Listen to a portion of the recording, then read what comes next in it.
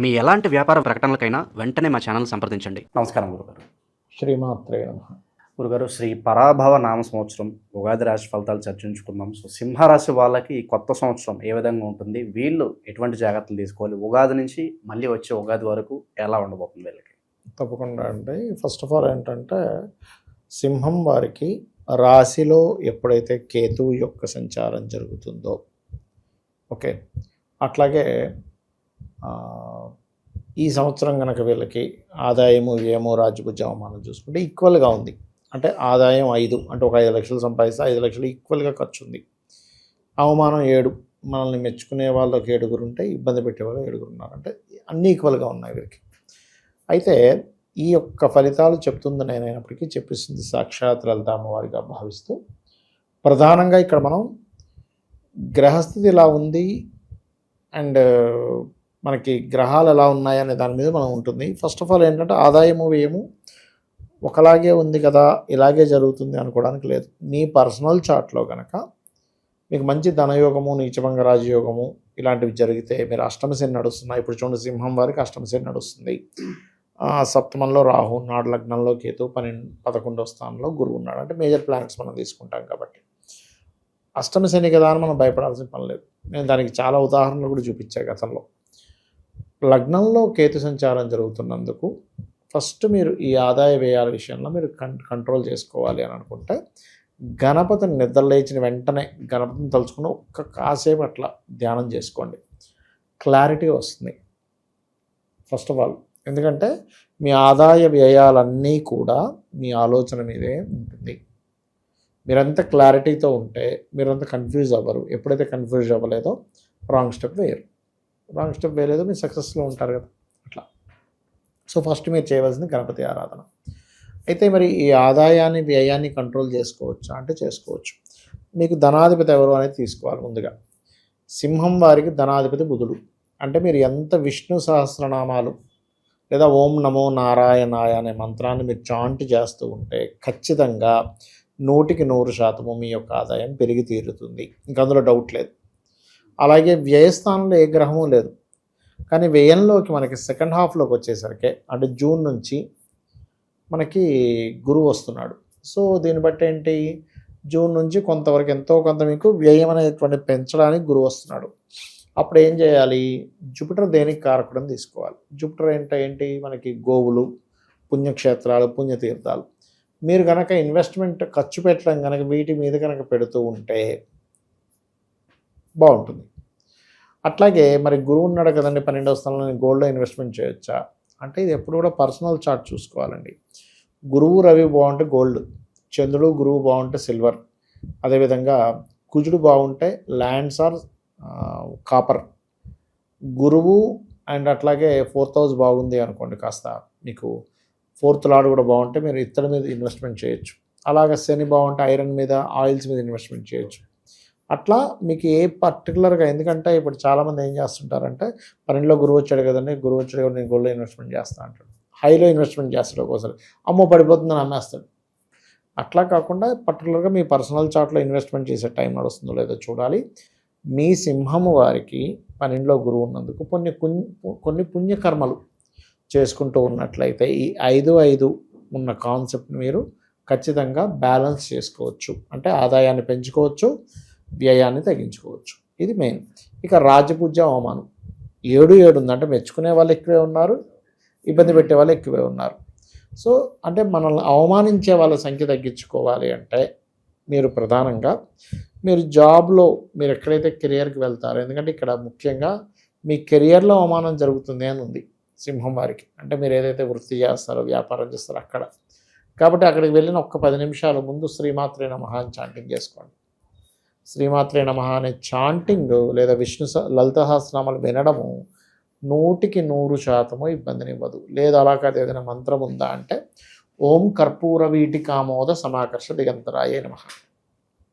మనం ఎంత వద్దనుకున్నా ఈ యొక్క సంవత్సరంలో గురువు ఎప్పుడైతే 12లోకి వస్తాడో, వద్దనుకున్నా సరే ప్రాపర్టీస్ తీసుకుంటారు. ప్రాపర్టీస్ తీసుకోవడము, ఇంకో ఫ్లోర్ వేయడము. ఎందుకంటే గురువు 12లోకి ఎప్పుడైతే మారాడో 4వ భావాన్ని చూస్తున్నాడు. 4వ భావాన్ని చూస్తున్నాడు కాబట్టి ఎంత లేదన్నా సరే ఇప్పుడు ప్రాపర్టీ తీసుకోకపోయినా ఏదైనా కొత్తగా ఏదైనా చదివేది చదువుకుంటారు.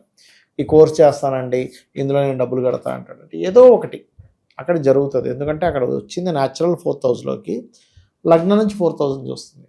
సో ఈ ఫలితాలు ఖచ్చితంగా వస్తాయి. కాకపోతే అష్టమంలో శని ఉన్నందుకు, మరి అష్టమ శని కదండి అంటే అష్టమ శని ఉన్నందుకే కొంచెం నిందలు ఎక్కువ వస్తూ ఉంటాయి. సో దానికి ఏంటి, ముఖ్యంగా తాతగారు ఆస్తికి సంబంధించిన విషయంలో ఎప్పుడైతే ఇన్వాల్వ్ అవుతుంటారో అక్కడ మీకు అవమానాలు ప్రారంభమవుతాయి. ఎవరెవరో వచ్చేస్తున్నారు మధ్యలోకి, అందరూ మాట్లాడే వాళ్ళు అయిపోయారు. మనం చూస్తూ ఉంటాం చూడండి, కొన్ని ఫ్యామిలీస్లో అడగకపోతేనేమో తేలవు ఆస్తులు, అడిగితేనేమో చెడ్డైపోతాం. ఇది చాలా పెద్ద క్రిటికల్ సిచ్యువేషన్ అండి ఆస్తుల విషయంలో. పంచేసి ఏంటంటే అప్పుడే నీ పంపకాల దాకా వచ్చావా అంటారు. అడగకపోతేనేమో పాప ఆ పెద్దోళ్ళు వీలునామా సరిగ్గా రాయరు, చచ్చిపోతారు. నేను అనేది ఏంటంటే వాళ్ళు సక్రమంగా రాయకపోవడం వల్ల నేను చాలామంది చెప్తుంటా ఈ మాట, అయ్యా మీరు ఒక ఏజ్లో ఉన్నప్పుడే మీరు రాసేసేయండి పిల్లలకి. రేపు పొద్దున్న ఏమవుతుందంటే ఈ ఆస్తి కోసం అన్నదమ్ములు కొట్టుకుని ఉంటారు, నాకు ఈ బిల్డింగ్ కావాలంటే నాకు ఆ స్థలం కావాలని. అదే మీరు రాసి వెళ్ళిపోయారు అనుకోండి, వాళ్ళ ఫ్యామిలీలు వాళ్ళ రిలేషన్స్ కాపాడిన వాళ్ళు అవుతారని చెప్తుంటారు, చాలామందికి సజెషన్స్ ఇస్తుంటారు. అందులో మళ్ళీ నేను ఇంకొక విషయం ఏంటంటే, ఇక్కడ ఎవరైనా వాళ్ళకి కనుక అష్టమ స్థానం పాడైంది అనుకోండి, తాతగారి ఆస్తిని యాజ్ ఇట్ ఈజ్గా తీసుకోకూడదు. 12వ స్థానం పాడైతే తండ్రి గారి ఆస్తిని యాజ్ ఇట్ ఈజ్గా తీసుకోకూడదు, దాన్ని అమ్మేసి కూడా కొనుక్కోవాలి. ఈ పర్టికులర్ కాంబినేషన్ చూసుకోవాలి ఎప్పుడు కూడా. అయితే వీళ్ళకి బిజినెస్ ఇంప్రూవ్మెంట్స్ అయితే ఫస్ట్ హాఫ్లో చక్కగా పెరుగుతాయి, అందులో ఎటువంటి డౌట్ లేదు. అండ్ అదే ఫస్ట్ హాఫ్లో వీళ్ళకి సంతానం కోసం చేసే ప్రయత్నం కూడా ఫలిస్తుంది. అయితే 7వ స్థానంలో రాహు ఉన్నాడు కాబట్టి అది కూడా నిగూఢమైనటువంటి రాశి అవుతుంది కాబట్టి విదేశాల్లో ఉంటూ అక్కడ ఎవరినైనా ఇష్టపడి ఇంట్లో వాళ్ళ తర్వాత ఒప్పుకొని, కొంతమంది చూడండి విదేశీయుల్ని పెళ్లి చేసుకుంటూ ఉంటారు. అలాగా వేరే కంట్రీలో ఉండేటువంటి వారిని వాళ్ళని వివాహం చేసుకోవడానికి కూడా ఇక్కడ ప్లానటరీ పొజిషన్స్ అనేవి బలంగా జూన్ వరకు, అంటే ఫస్ట్ హాఫ్లో ఆల్మోస్ట్ ఒక 4 నెలలు ఎక్కువగా చూపిస్తుంది చెప్పాలంటే. సో అది ఇక అష్టమ శని ప్రభావం తగ్గాలి అంటే వీళ్ళు ఎక్కువగా ఆల్ ఆఫ్ సడన్ డెసిషన్స్ ఏవి తీసుకోకూడదు. ఓకే, ఇన్స్టెంట్ నిర్ణయాలు ఇన్స్టెంట్గా అప్పటికప్పుడు తీసేసుకుంటే ఏమవుతుందంటే లాంగ్ టర్మ్గా తీసుకోవాల్సిన నిర్ణయాలు ఇన్స్టెంట్గా తీసుకోవడం వల్ల నష్టపోతావు. ఎందుకు అంటే అష్టమ శనికి దానికి ఏంటి సంబంధము అంటే, శనికి ఎప్పుడు దశమ దృష్టి ఉంటుంది. 10th ఆస్పెక్ట్ అంటాం, 3, 7, 10 ఆస్పెక్ట్స్ ఉంటాయి శనికి. అంటే 3వ స్థానాన్ని చూస్తుంది, సప్తమాన్ని చూస్తుంది, దశమాన్ని చూస్తుంది. అందుకే తన ఆయుష్ కారకుడు అయ్యాడు. ఆయుష్ స్థానాలు ఏంటంటే మనకి 3వ స్థానం కూడా ఆయుష్ స్థానమే, ఊపిరి పీల్చుకోవాలి కదా, వాయుతత్వ కారకుడు. అండ్ అట్లాగే సప్తమం మారక స్థానం. మరి దశమం ఏంటండి అంటే దశమం కూడా ఆయుష్కి స్థానం. ఎందుకంటే చాలామంది నా పరువు పోయిందని బతకడంటారు. దశమం అంటే పరువు, వాడి శీలంతో పాటు 4వ స్థానాన్ని శీలం ఎలా చూస్తామో దశమ స్థానం అనేది వాడి రాజ్యం. రాజ్యం కోల్పోతే మనిషి రాజుకి ఏం లేనట్టే కదా. అట్లా ఏంటంటే వాడి కెరియర్ లేకపోతే వాడికి జీవితం ఎలా లేదు. 10th హౌస్ని ఆస్పెక్ట్ చేస్తాడు కాబట్టి అది న్యాచురల్ 5th హౌస్ అంటే లగ్నం నుంచి 5వ స్థానం అవుతుంది కాబట్టి ఇక్కడ ఇన్స్టెంట్ నిర్ణయాలు తీసుకోవడం వల్లే ఎక్కువ అవమానాలకు గురవుతాడు అనే విషయాన్ని ఈ సంవత్సరం మొత్తము కూడా సింహం వాళ్ళు గుర్తుపెట్టుకోవాలి. ఓకే, అది అయితే వీళ్ళకి వివాహ సంబంధించిన విషయాలు కూడా జూన్ లోపల కొంచెం ఎక్కువగా వీళ్ళకి సమకూరేటువంటి ఛాన్సెస్ కనిపిస్తున్నాయి. కాకపోతే విదేశీ సంబంధాలు ఎక్కువగా ట్రై చేసుకుంటూ ఉండాలి. అండ్ అదేవిధంగా కొంత జూన్ తర్వాత కొంచెం కెరియర్ విషయంలో ఇంప్రూవ్మెంట్స్ కూడా పెరుగుతాయి. ఎందుకంటే ఇక్కడ మనకి కెరియర్ స్థానాన్ని ఎవరు ఎక్స్పెక్ట్ చేస్తున్నారని చూసుకోవాలి. ఇప్పుడు శని సహజంగానే కెరియర్ కారకుడు. 12లోకి వచ్చినప్పుడు గురువు శనిని చూస్తున్నప్పుడు ఏమవుద్దంటే ఉన్న ప్లేస్ కాకుండా కొంచెం వేరే వేరే ప్రాంతాలకి, ఎందుకంటే 12లో ఉండే గురువు ఎంతసేపు ఖర్చులను కాదు, ఇక్కడ మనం వేరే ఇతర ప్రాంతాలకు వెళ్ళి అక్కడ జీవించే దాన్ని కూడా ఇస్తాడు అక్కడ 12లో ఉండే స్థానాలు. ఎందుకు అంటే 12వ స్థానం అనేది వివాహం అయిందనుకోండి, వివాహ జీవితాన్ని చెప్పేది. ఇక్కడ ఏమైపోద్ది, 12లో ఉన్నప్పుడు 4వ అధిపతి 4 మీద ఒక గ్రహం చూస్తుంది. అంటే ఏంటి, ఈ జీవుడికి అక్కడెక్కడో ఉంటూ అక్కడ బ్యాచిలర్ ఒక ఇంట్లో ఉండడం, మళ్ళీ నెలకు 3 నెలలకు 6 నెలలకు ఒకసారి ఇంటికి వచ్చి మళ్ళీ ఇక్కడ ఒక ఇంట్లో ఉండడం, 2 హౌసెస్ని క్రియేట్ చేస్తూ ఉంటుంది 12వ స్థానంలో గురువు ఉన్నప్పుడు. కాబట్టి ఇట్లాంటివి.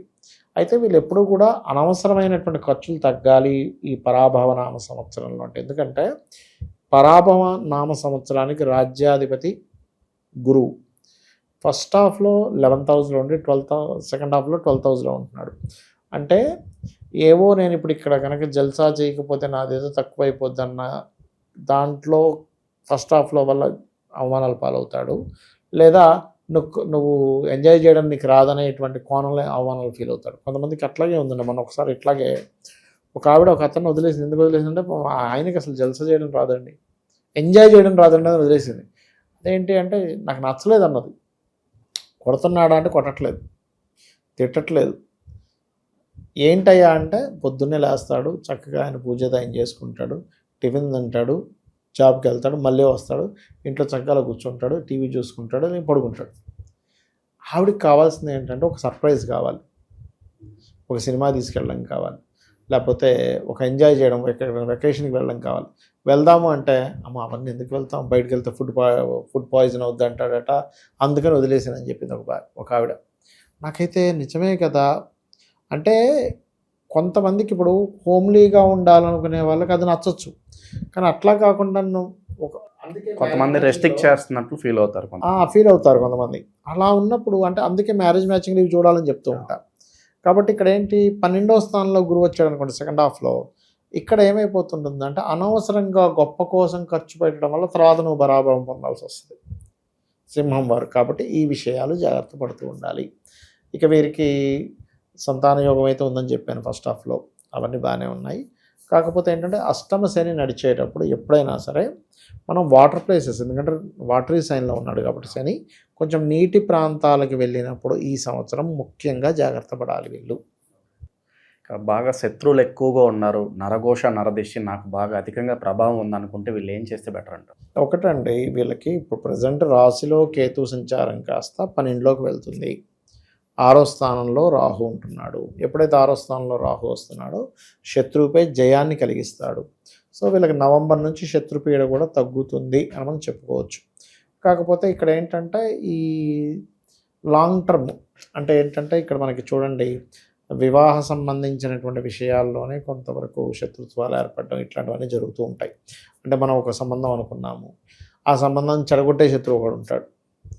లేకపోతే రెండవ వివాహం కోసం వెళ్దామంటే ఫస్ట్ కొన్ని కేసెస్ ఎలా ఉంటాయంటే, ఫస్ట్ మ్యారేజ్ వాళ్ళు వీళ్ళు డివోర్స్ ఇవ్వరు, అమ్మ ఇప్పుడు ఇచ్చేస్తే వీళ్ళు సెకండ్ మ్యారేజ్ చేసుకుంటారు. తెలియని ఒక జలస్ ఉంటుంది. అంటే ఎవరు నేను వెళ్ళను, ఎవరు వెళ్ళకూడదు, అలాంటివి కొంచెం ఎదుర్కోవాల్సి వస్తుంటుంది అష్టమ శని వల్ల. వీళ్ళు సంవత్సరం మొత్తం చేసుకోవాల్సిన పరిహారాలు అంటే అలాగే దానాలు, మంచి మంచి క్షేత్రాలు వెళ్తే బాగుంటుందంటే ఏం చెప్తారు గురు? ఒకటేనండి, ఎప్పుడు కూడా లగ్నంలో కేతు సంచారం జరిగేటప్పుడు ఖచ్చితంగా క్షేత్ర దర్శనం చేయడమే మంచిది, ఇంకా అందులో సందేహమే లేదు. వీళ్ళు ఎక్కువగా క్షేత్ర దర్శనం చేయాలి అనుకుంటే కాలభైరవుడు కానీ లక్ష్మీనరసింహస్వామి కానీ చేస్తే మంచిది. వీళ్ళు రెగ్యులర్గా ఆరాధించవలసిన దేవత ఏదైనా మంత్రం తీసుకోవాలంటే దక్షిణామూర్తి లేదా దత్తాత్రేయుడిది, ఓం ద్రాం దత్తాత్రేయాయ నమః మంత్రం తీసుకుంటే కూడా సరిపోతుంది. ఓవరాల్గా ఈ పరాభవ నామ సంవత్సరంలో సింహరాశి వాళ్ళకి ఏ విధంగా ఉంటుంది, ఎటువంటి జాగ్రత్తలు తీసుకోవాలి, చాలా బాగా వివరించారు. ధన్యవాదాలు. శ్రీమాత్రే నమః.